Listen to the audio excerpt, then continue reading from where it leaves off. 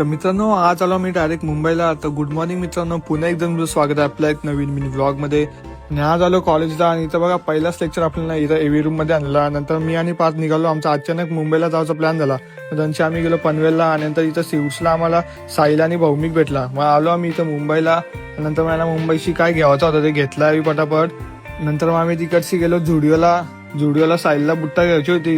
इथं बघ बुट्टा घेतली आणि नंतर मग आम्ही इथे फुल दमलेलो आज चालून. इथं बघ कसं सगळ्यांचे थोबारा पडले. साहिल चालून दमच नाही. नंतर मग इथं सिव्सला थांबलो ट्रेनसाठी. नंतर मग ट्रेन बिन आली आणि नंतर मग घराला निघालो आम्ही.